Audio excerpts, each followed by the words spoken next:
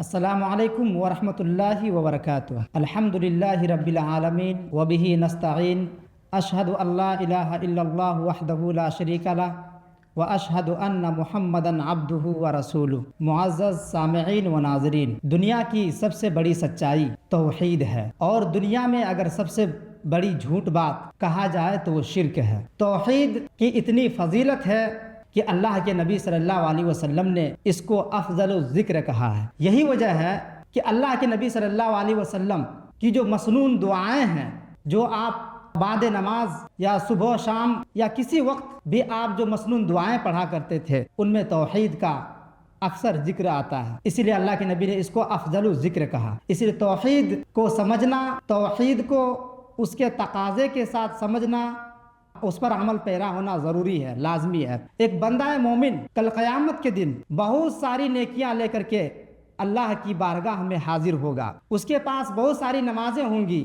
زکوٰۃ، حج، روزے، احد پہاڑ کے برابر اس کے پاس نیکیاں ہوں گی، لیکن اس وقت ان کی نیکیاں برباد کر دی جائیں گی، ان کی نیکیاں ختم کر دی جائیں گی، اور اس کی وجہ یہ ہوگی کہ اس کی توحید صحیح نہیں ہوگی۔ اسی لیے علامہ امام ابن تیمیہ نے استقامہ کے اندر کہا ہے کہ کثرت الذنوب مع صحت التوحید خیر من قلت الذنوب مع فساد التوحید، کہ ایک بندہ مومن کے پاس بہت ساری نیکیاں ہیں، وہ بہت زیادہ نیکیاں کرتا ہے، لیکن اس کی توحید اچھی نہیں ہے تو بہت ساری نیکیوں کا کوئی فائدہ نہیں ہے۔ اسی لیے ایک بندہ مومن کے لیے ضروری ہے، لازمی ہے، ہم سب کے لیے ضروری ہے کہ ہم توحید کو اس کے تقاضے کے ساتھ، اس کی شرائط کے ساتھ سمجھیں اور اس پر عمل کریں۔